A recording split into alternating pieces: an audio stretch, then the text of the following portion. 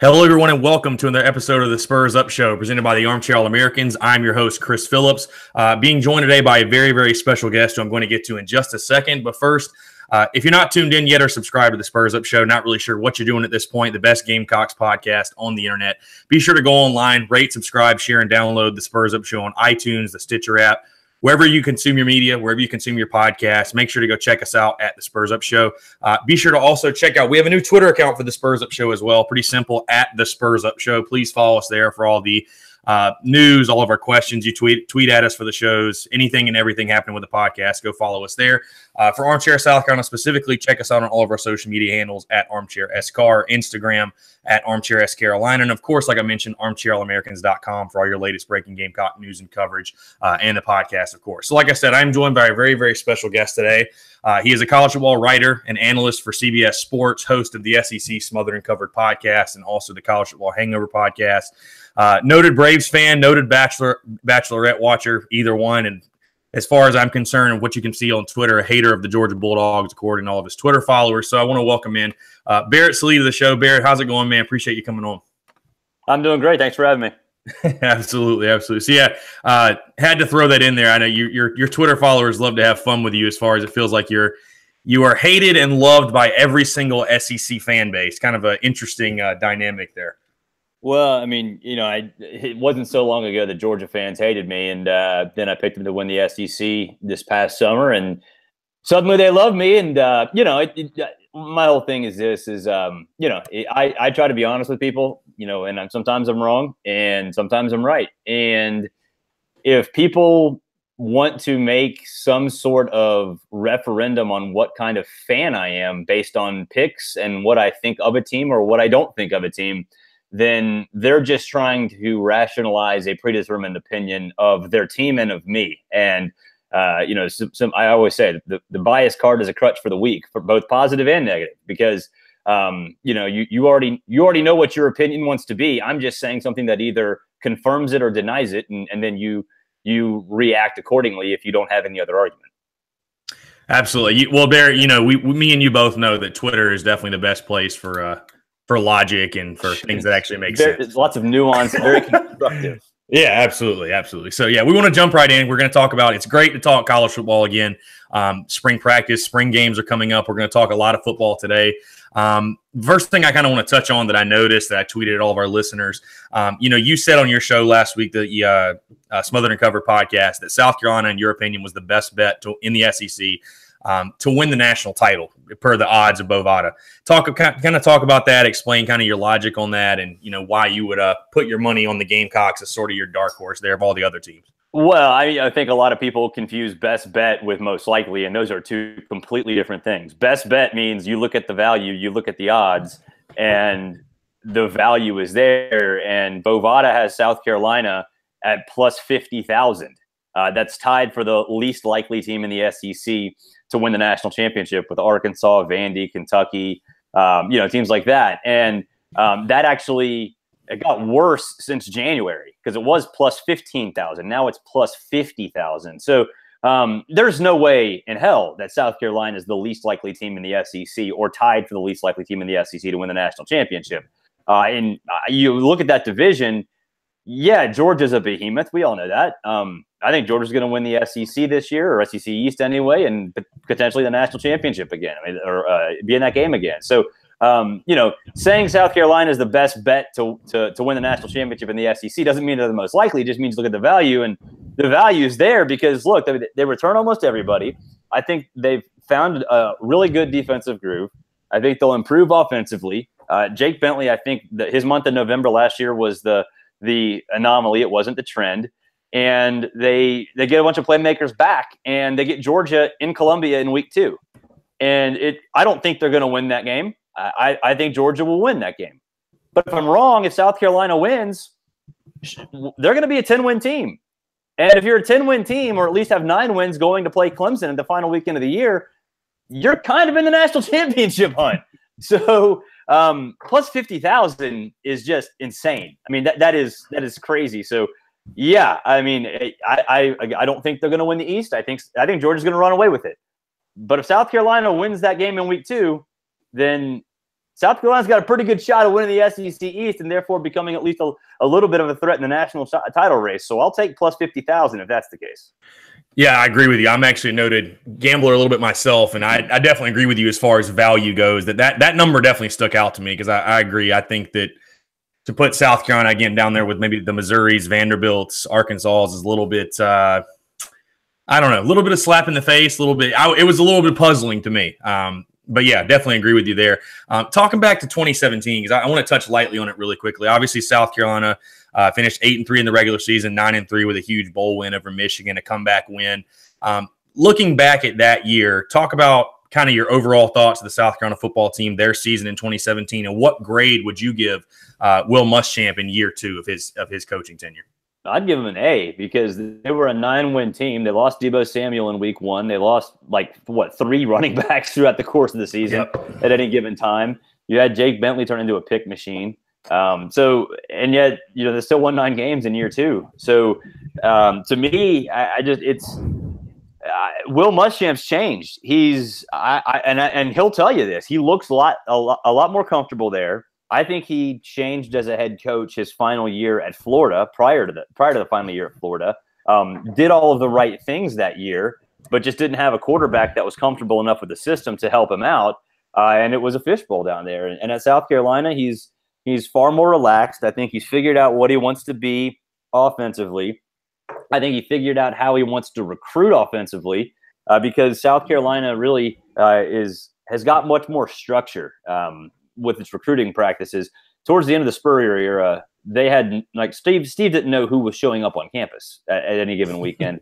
They didn't really have any conversations. It was all over the place, and they were in conversations I think they shouldn't have been in because they felt like because they got Jadeveon Clowney, Marcus Lattimore, Stephon Gilmore, that they were a big time program now. And the truth of the matter is they weren't. Those guys were South Carolina guys. They fell into South Carolina's lap at a time when Clemson was dysfunctional still, and South Carolina was the chic program. And that, I think, the misconception by the previous staff of how to recruit, I think, was the reason the downturn happened so quickly, toward the end of the Spurrier era, and the reason why Will had some issues in year 1, going to the Birmingham Bowl, because the talent just wasn't there. And then now you look at what they're doing, whether it be recruiting Wanham or some of these other guys, they're getting into conversations that they know they can win. They may not win all of them, but they understand where they are. They understand how they want to recruit. They understand how they want to play, and they understand their place in the pecking order because you're not going to beat Clemson heads up in the majority of recruiting battles. You're not going to go into Atlanta and go heads up with Kirby and Nick Saban and Gus Malzahn and win recruiting battles. You're just not going to do that. So pick the ones that you have a legitimate shot in and don't bother with the other stuff because in the end, you want guys that want to be there. And if you can focus your attention on those guys on the recruiting trail, you can still find the guys that want to be there that are good players that you can coach up that'll take pride in not only themselves, their program. So I give him an A. I mean, I think he's the perfect fit for South Carolina. And I think South Carolina, really fits what he is as a person. And because he is the kind of guy who he's a football nerd. I mean, he is a big time football nerd, and he wants guys that fit him and fit that mindset. He doesn't. He while he's coached superstar players in the past, I think the attention that those guys get sometimes brings their attention elsewhere once they get on campus, looking toward the NFL or whatever. He wants guys that are in the here and now, buy into what they are, what program they're at, and what they're doing on any given practice or any given game. And at South Carolina, he's able to do that. At Florida, you're recruiting actually at a higher level, which makes it harder for Will based on his personality. Absolutely. Yeah, and I was going to just touch on what you talked about with recruiting. I definitely agree with you with the last staff, with Spurrier and those guys. There was lax in recruiting. And I think the biggest things I've noticed with Muschamp is, his ability to evaluate talent. Like you were mentioning, a guy like DJ Wanham. I mean, I think his other offer was like Indiana. Wasn't really a highly thought of guy. And now DJ Wanham, I think in most people's opinions is an all SEC type caliber player. And then, like you mentioned, I mean, Will Muschamp has hit the recruiting trail hard. South Carolina, even when they're not getting some of these bigger name guys, I think first one that comes to my mind is a KJ Henry who went to Clemson.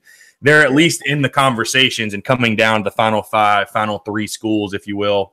And I think that's an improvement for South Carolina. Like you mentioned, I agree with you. I think that, with the success, especially that Clemson and Georgia have had, you're not going to go into Atlanta and just get the top kid. You're not going to, get the top kids really everywhere. But the fact that they're in those conversations, I think building, as South Carolina starts to have a little bit more success, I think they may be able to steal 1 or 2 of those guys a year. What would you say to that? Yeah, I mean, I agree, but I think they understand that to get to that point, they have to build on what they've already accomplished, and that's going to take some time.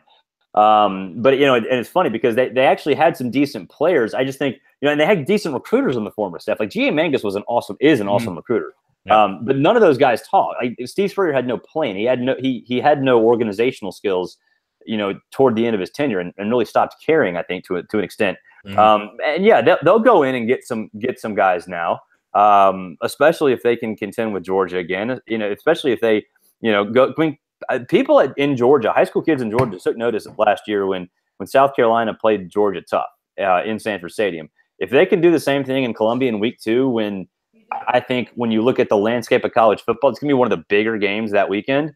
Then even if they lose, kids in this state, and it's a talent-rich state where I live, will look at South Carolina and say, okay, do I want to go ride the pine at Georgia for 3 years, even though that's still a really good idea? Or do I want to get comparable coaching, maybe not as good at coaching, but comparable coaching at South Carolina and play earlier? And if you can start making that a legitimate possibility for some of these kids, then some of them are going to bite. And at that point, then you're going to have a little bit more chance to have sustained success. And I think that's the problem with South Carolina, is that the back-to-back-to-back 11-win seasons preceded by an SEC East championship, I think got South Carolina fans in the mindset that they should be that every year. And South Carolina really can't be that every year. They can be a team with an 8-win floor, but those 10, 11-win seasons, they're going to come once every 2-3 years. And so as long as you make that floor really darn high, then you'll be fine. And I think Will Muschamp has already done that. And as long as they continue to be at least somewhat relevant in the division, we'll continue to do that. Absolutely. And coming from myself, who's been a South Carolina follower, fan my entire life, I think I speak for most reasonable South Carolina fans. And any that don't think this, I think, are just kind of off their rocker a little bit. But if you give South Carolina fans a team like that has that 8-win floor, and then every 2 to 3 years, say you catch lightning in a bottle, 10, 11 wins, go to Atlanta, I don't know many fans that are going to turn that down. So South Carolina fans, at least. So want to move ahead. Obviously, spring practice is going on right now in the middle of spring practice. You talked a little bit about Will Muschamp, kind of what he's learned from his days at Florida, and now, going with a new offensive scheme. Obviously, South Carolina ditched Kurt Roper at the end of last season, which, on this show, we were very much Kurt Roper, critical of Kurt Roper, if you will. Brian McClendon, the new OC, they hired Dan Werner from who was previously at Ole Miss, was an offensive analyst at Alabama, to come be the quarterback's coach, to coach up Jake Bentley, has coached the likes of Bo Wallace, Chad Kelly, et cetera, et cetera. How do you feel about the new offensive staff? Obviously, there's not a ton on Brian McClendon. I think he's probably going to have Dan Werner in his ear a ton, a guy who's been around the game of college football for, 30-plus years. I could be wrong, but a long time. How do you feel overall about that general offensive staff off of what you know right now? I like it. I liked McClendon when he was the interim coach at Georgia when Ricks got fired. I think he kind of patiently waited his turn on that staff at Georgia, and then found a really good spot at South Carolina, where he knew he could continue to do what he did well, which primarily was recruiting, but also probably had a little bit more of a chance for upward mobility. And here he is now as the coordinator, and He runs the same sort of system, right? Like Will Muschamp, I think people don't realize he actually is an offensive geek too. He loves talking about offensive football, mostly because he likes trying to stop it. But he likes talking about how he's evolved. He told us on our SiriusXM show, 2 years ago, how all these kids now putting them in shotgun, is the way of the future. And he loves teaching these kids. And McClendon kind of comes from that same mold. And I think what he has sort of on his plate that maybe Kurt Roper doesn't have is that McClendon was on the Georgia staff when they sort of went pure pro style to more Patriot pro style, which is, shotgun out of the spread. Don't necessarily have to have a running quarterback, but a little tempo based, whatever. But still power football. And in South Carolina, I don't think really got to that point under Kurt Roper, because Kurt Roper maybe was a little too, I wouldn't say creative. I just think he couldn't figure out the identity properly.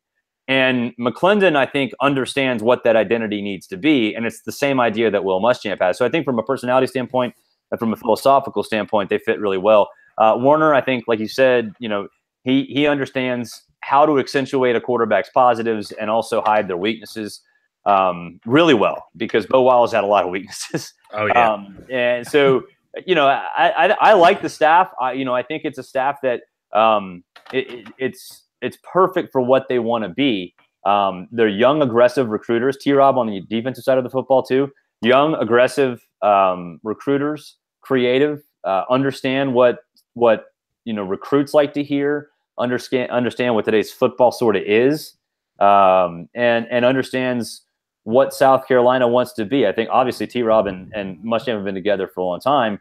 And then now with McClendon, I think he understands. Will Muschamp wants to sort of replicate what Georgia had, under Bobo, and McClendon was there for that. And I think he's a perfect guy to help do that. Absolutely. Yeah. I saw a quote today. I wasn't sure if you saw this on Twitter, but something Tom Luganbill said, and I'm obviously paraphrasing, that he sat in on a spring practice and basically said South Carolina, he's never seen Will Muschamp run this type of offense. They're going with the tempo of an Oregon type offense, if you will. Do you expect South Carolina in 2018 to move that quickly as far as tempo? Do you think that's going to be kind of their end all be all is tempo, or do you think it's a little bit over exaggeration? Well, I like Tom. Tom's been my co-host on SXM a bunch. They're not going to go Oregon fast. Right. I was going to say, I don't think they have the players to do that. Yeah. I mean, that's aggressive. Really, it's not really the offensive players that you worry about. It's your defense is going to be out there for way too long. And so I think they're going to definitely go in that direction, and they will. They already have gone in that direction, but they're not going to go that fast. They don't have the bodies. They don't have the depth. They don't have the, I think Will wants any defense to be like his Auburn defense was when he was at there that one season with Lawson in that group in 15, like his Florida defenses were when he was the head coach there. They had, basically 9, 10, 11 defensive linemen they could rotate. South Carolina's got a really good defensive front, I think, this year, but they don't have that kind of depth. So if you're going to go that fast, you need to have that kind of line depth on the defensive side of the ball. And it takes, even at a place like, Florida or Alabama or Auburn or wherever, it takes a long time to get that kind of depth. Absolutely. So I want to move ahead. Obviously, South Carolina's spring game is this Saturday at noon at Williams-Brice Stadium. The spring game coming up Saturday, like I said, Barrett, I'm the kind of person where, I get really, really hyped. Obviously, spring football, the spring game finally comes. You get back in the stadium. It's a little bit of a tease, a little bit of taste of college football, if you will. And I get in the stadium, and I'm about 30 minutes in, pretty jacked up, and it comes to the realization, well, this is a glorified scrimmage. What do you really take? I mean, because I want to know, what do you really take away from spring games? Do you think there's any merit to guys? Because I was thinking about actually putting out a piece of content this week of all the guys that I can remember that were spring game standouts that either never played or never built off of that hype, if you will. What do you really take away from spring games when you watch them? Boredom. Like, honestly, like that's what the only thing that I nowadays, and this has changed in 10 years since a decade ago, and really it's because all these games are on TV and all these coaches are super, super paranoid about everything that they do. Every single one of them is. It's more just who lines up with the ones, who lines up with the twos. Right. Like that's all I care about. I don't care how well they play. I don't care how bad they play. I legitimately don't care. Did anybody get hurt? Hopefully not. And who lined up with the ones and who lined up with the twos? And really, you write down the ones and the twos in pencil because it's probably going to get erased anyway. But these coaches, they're so dang paranoid about everything. It's just it sucks for the fan because a lot of times you're like you said, you're super excited about it. Then you get there and you're like, what the hell is this? Like, this is so dumb. Why are the starters out after 2 series? But it's I think that for the coaches, the fact that they're on TV has made them super paranoid. They don't want to show anybody anything. But then they also realize at the same time, well, hell, I've got a bunch of young kids who have never been in a big spot. I'm going to put them on TV to see what happens. And that actually is useful, I think, to them, at least for like the 4 months leading into fall camp, because if they suck, they can yell at them. And if they're great, they can yell at them. and try to figure out why that stage bothered them so much, or why they succeeded so much on the stage. So I think it does accomplish some stuff. It's just not stuff that fans really, I think, care about all that much anymore. Absolutely. No, I agree with you 100%. Moving on a little bit to 2018, I want to ask you, is it unreasonable for me to say that Jake Bentley has a little bit of an Aaron Murray syndrome to him, a la the fact that he can't, Aaron Murray's biggest knock for, I think, probably the first 3 years of his tenure as Georgia quarterback, he couldn't win the big game. Every big game that Georgia had, he either underperformed or, I think of the games against South Carolina when he, didn't play all that well. I think of Jake Bentley. I really like Bentley. Obviously, you mentioned that last year, he got a little pick happy in November, and that was the exception, not the rule. But to me, it looks like and obviously South Carolina has been overmatched in these games, but it seems to me the thing that worries me about Jake Bentley personally, obviously he's going into his junior season, which you would think is going to be the season he's going to need to break out, obviously not just for South Carolina, but for his future plans. I know he wants to play in the NFL, but against the bigger teams like Georgia, like Clemson, even Florida last year, I've noticed a disturbing trend in which he looks, not only does he look overmatched, but he looks skittish and almost intimidated from times. Is there any merit to my opinion on that? Do you think do you see any of the same things at all with Jake Bentley? Yeah, I do. Without a doubt, I do. And I think last year was concerning. I think with him, he is only supposed to be a rising sophomore. He reclassified, and while he has the talent to start as a true freshman, and Will Muschamp made the right decision to burn his red shirt and all that stuff, he, I think, maybe got a little blinded by the speed of the game, in his sophomore season. During his freshman year, I think he obviously played well, and he played really well against teams that weren't that good. But going through a full season, I think it just wore on him a little bit. And I don't think he was mentally prepared for that. I don't think, even if your dad is, a legendary South Carolina high school football coach and you are a film nerd and all that other stuff, I think when you first go through that ringer, it's exhausting. You have times where like you are worn slap out. And I think it just, for him, he ran out of gas. I think mentally he just wasn't prepared for it. He didn't really know what to expect.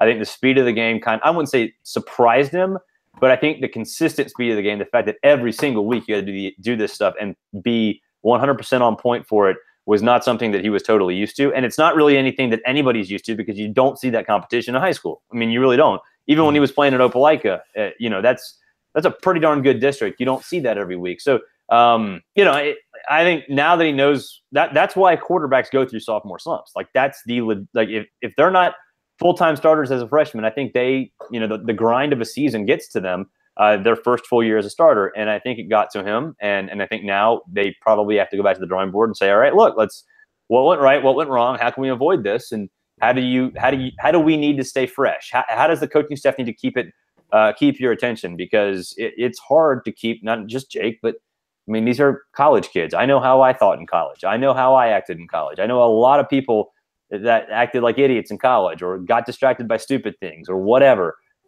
Quarterbacks are no different. They just are doing it with a lot of different people watching them on any given Saturday.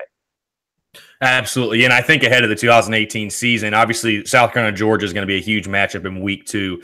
I don't think he has to win, but I think that could be a huge game in which he can kind of turn the narrative as far as not only South Carolina fans' perceptions, but national perception. Even if they lose, but he plays well, I think that would go a long way as far as his overall, like I said, perception as far as a quarterback in the SEC. So it'll be interesting to watch for sure. One unit that's going to be helping him out in 2018 is the South Carolina wide receiver core. You've talked a lot about them, Barrett, on your show.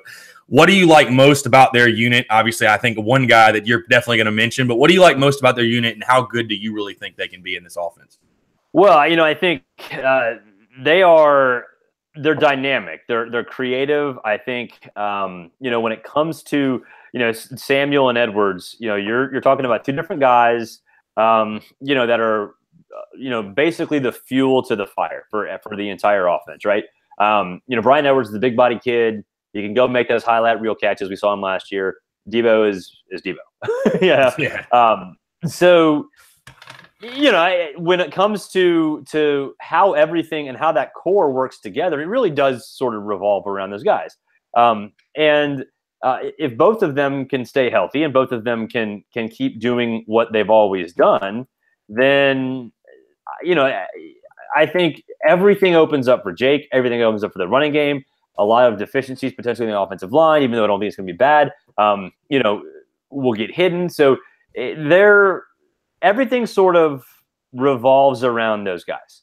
And I think when it comes to, that group, they're so different and so diverse that if attention gets paid to one of those guys, either during preparation the week of the game or within a game, they're versatile enough to adjust and exploit where the mismatch is. And both of them can create the mismatch, not only for themselves, but for other people on that roster. Absolutely, yeah. And I agree with you 100%. I love the South Carolina wide receiving core. Debo Samuel, obviously, don't have to say anything about him. I think Brian Edwards can be a fantastic player, already is pretty much. Or Trey Smith, I think, is going to be extremely better in year two. Shy Smith is a guy I don't think gets talked about enough that's a dynamic player as well. So I agree with you 100%. I think there's a couple other young guys that I think will step up, some other recruits they've got coming in as well that I think could be contributors early. Following up on that, I'm a pretty optimistic South Carolina fan. Pretty as optimistic, I think, as you're going to find, Barrett. But one thing that's really concerning me, and I think is a huge question mark for 2018, I think rightfully so, because I feel like I've seen this movie twice, and the ship, it's kind of one of those things. I've already seen the movie twice. The ship still sinks. Are we sold on the fact that Debo Samuel can stay healthy and play a full season? Because to me, I am terrified of, every time I feel like he takes a step, it's like, is he going to get hurt? Is he made of glass? Do you think he can play a full season healthy? I think he can. I mean, I think, last year was just, sometimes that stuff happens. You don't want to excuse serious injuries like that, but, it happens, So I don't know if that's a referendum on him and being prone to injuries or just one of those freak things. I think the way he plays and the effort he gives does make him a little bit more susceptible and puts him at risk more than, other guys. He plays the game hard. He plays the game the right way. He plays the game with a chip on his shoulder, and he's not that big of a kid. And all of those things combined, sort of put him, I would say, maybe a little bit at risk. Do I have doubts that he could play a full season? I mean, sure. Anytime you've got guys coming off of serious injuries, you wonder, A, how they're going to react, and B, are there going to be lingering effects? But there's nothing to suggest that there will be. He's limited a little bit right now, and they're not going to ask him to do everything right now anyway, nor should they for spring practice. But by the time fall camp hits, sure, you put him out there and let him do his thing, because you'd rather, if you're South Carolina and you're Debo Samuel, if you're personally, you want to prove that you're not that guy. For yourself and for your fans and for the NFL or whatever. And if you're South Carolina, you want to go down with them or do you want to go down without him? And with Georgia in week 2, you got to go down with them. Just let him out, trot him out there and see what happens. Absolutely. I was ecstatic when he decided to come back because I think a lot of fans were unsure, but I definitely think it was the right decision. I think, like you said, I think to the NFL scouts, he needs to prove that he can be healthy, play a full season. I'll ask you this. Do you think a healthy Debo Samuel for a full season? I mean, we saw what he could do in 3 weeks last year.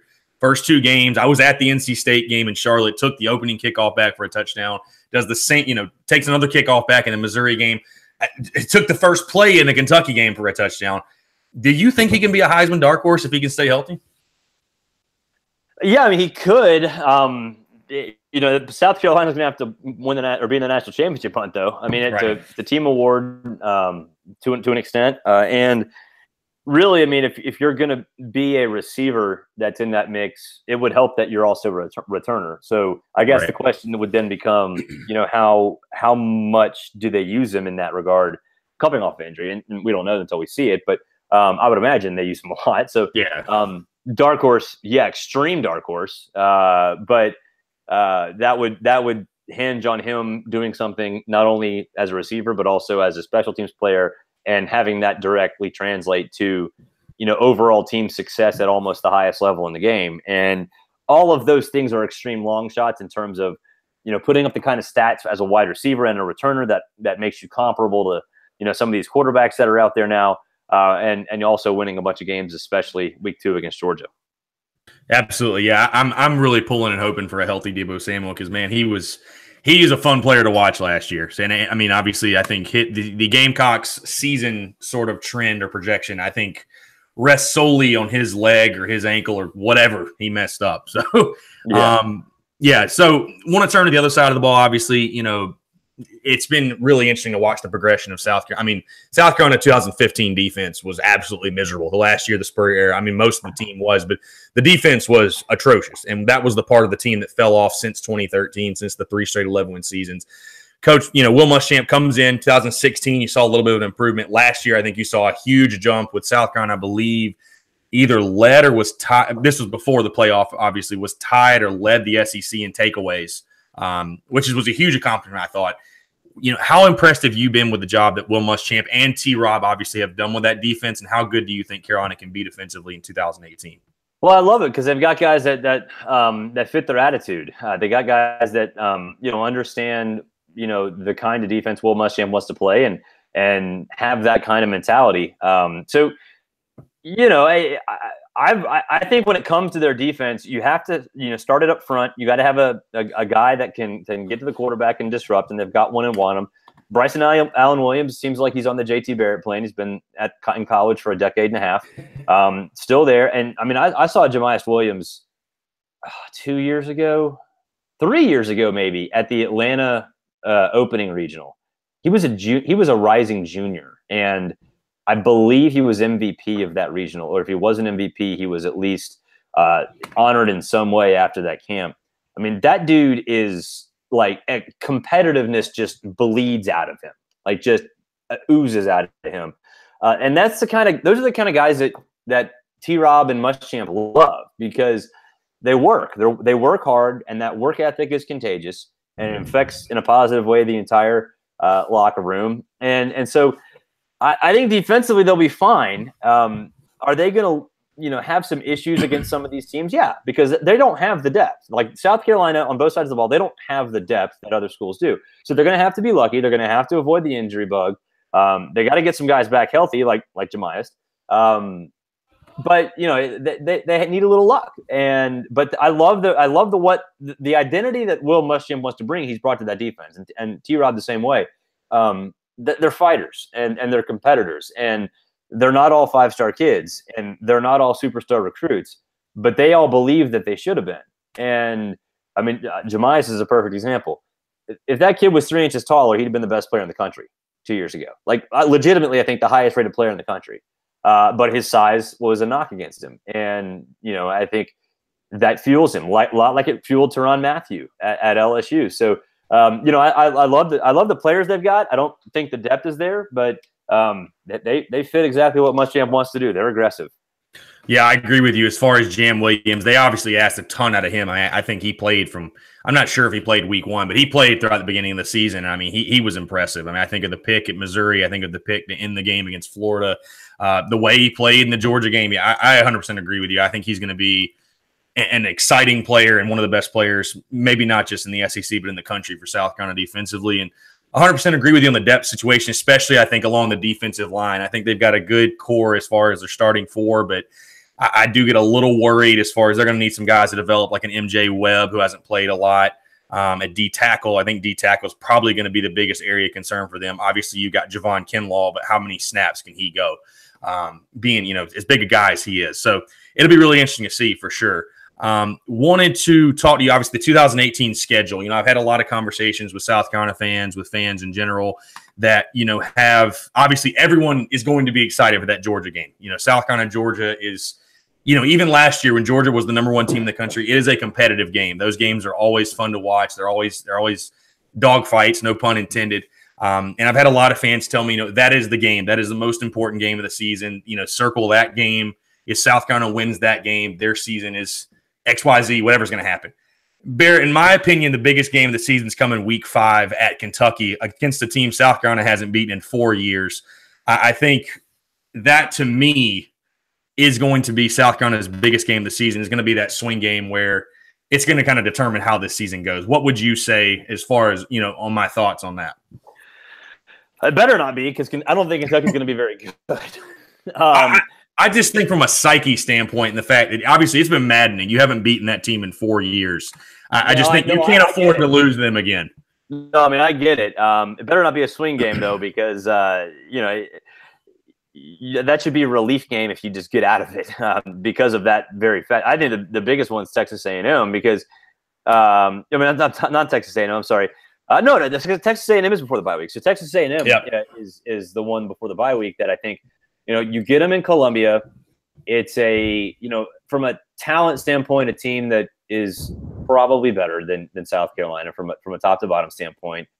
But you could go into the bye week at that point legitimately with 1 loss if you beat Texas A&M, because I don't see anybody up to that point that's overly terrifying. So if you can go into that bye week with 1 loss, even if it's a bad one to Georgia, to me that tells me that they are going in the right direction, and they are going to move forward with a pretty darn successful season. That's the swing game. Kentucky, the road trip, I think if you win that game, it's a relief. But I think they should handle that with relative ease. If you beat a team in your place that by and large is more talented than South Carolina, and then get to have the bye week after that to sort of reset, then I think that would be enormous for that program. Because I do believe, looking at it right now, if I had to guess, I think that's the difference between a 1-loss South Carolina team at the bye week going to play Tennessee in the next week, or a 2-loss team. And if you're a 1-loss team in mid to late October, you're doing something right. Absolutely. No, yeah, I like your points there, and definitely agree with you. And just another note, Texas A&M, a team that South Carolina has not beaten yet since they joined the SEC. So it would be a really big one for those guys, I know for sure. All right, so, we've obviously touched on a little bit, but Barrett, just overall kind of a 30,000-foot view, what do you think what are your realistic expectations, for South Carolina in 2018? And before you answer, I think it's kind of interesting because I loved what you said last year about the South Carolina football team. You were one of the few people, I think, that were, calling for South Carolina to have an 8-win season. Maybe it didn't go exactly like maybe you had scripted it, but you had called for South Carolina to have an 8-win season. I like what you said about them last year, and I think will be similar to this year. That they're a team that needs to kind of muddy the waters, need to make games sloppy. If you catch Georgia, make the game sloppy, you have a chance. Obviously you don't have the talent, but have a chance to win those games. Do you see a similar type team this year? Obviously, with the lack of depth, and just kind of what do you think are the realistic expectations for this South Carolina team in 2018? Yeah, I mean, I think, one step farther in a 9-win season seems to me like it should be at least part of the goal. And maybe a little bit aggressive, but I mean, go ahead and say that Georgia and Clemson are losses. I don't think that's outlandish to say. With the schedule is not hard, and give yourself 1 loss in a toss-up game, whether that's Texas A&M or they got to go to Florida, they got to go to Ole Miss. It's back-to-back weekends. That's not easy.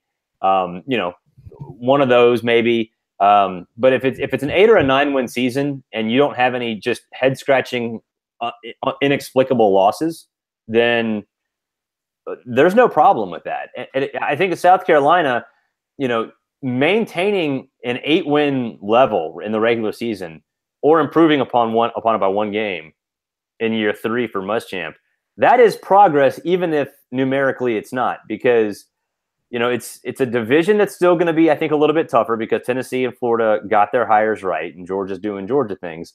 If you can sort of maintain that and slowly build, then you're going in the right direction. Still, I think, going to resonate in a lot of different places throughout the Southeast where you can get players that buy into what you're selling. So to me, it seems like an 8 or 9-win season is something that should happen again.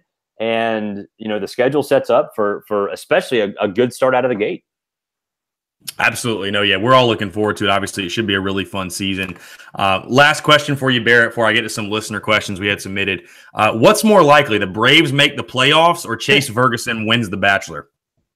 I think the Braves make the playoffs. That's a question. Yeah, I think the Braves make the playoffs would be more likely because I think they're going to be good this year. Like not like good, like World Series good. And I always joke that they're going to be 173-0, which would be fantastic.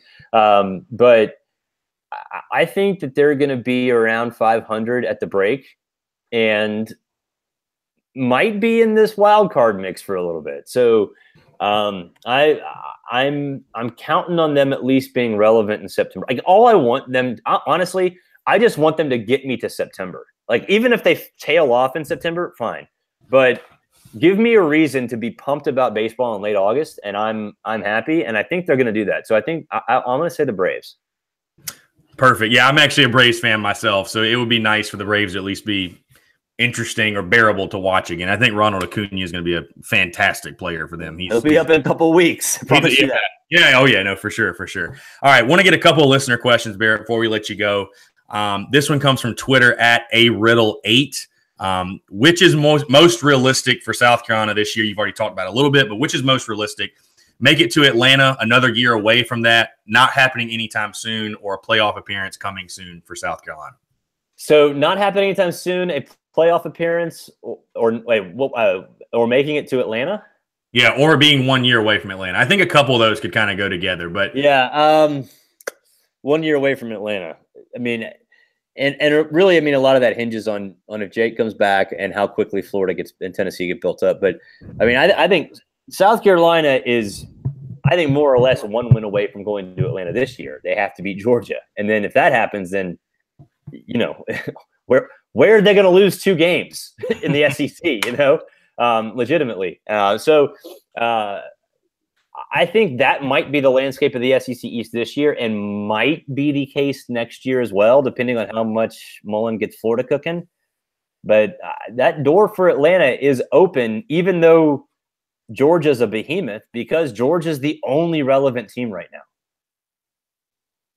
Absolutely. No, yeah, I completely agree with you. I mean, it's going to be really interesting again. I mean, I think I'm most interested to see the developments of Florida and Tennessee. Obviously, you know, with their tumultuous seasons they had. I thought South Carolina, you talked about earlier, did a pretty good job of being able to capitalize on that, and you know, recruiting battles as far as, you know, having a 9-win season. And if they can keep that up this year, I think, like you said, will show a sense of stability in the program. Will show, you know, the goals are getting bigger and better. Because one thing you was talking about earlier, I thought was really funny, is that an 9-win season. You know, the funny thing I think people forget is that South Carolina's only won 9 games in its history 7 times. Right. So a 9-win season for South Carolina, you know, I'm at least a realistic South Carolina fan in that sense where, you know, again, any reasonable South Carolina Gamecocks fan that you ask that tells you that they would be disappointed with a 9-win season is just off their rocker, because that type of success, you know, is just unprecedented. If you can win 9 games again, like you said, I think it's going to just show a sense of stability in the program that even with Spurrier wasn't really there. You know, they had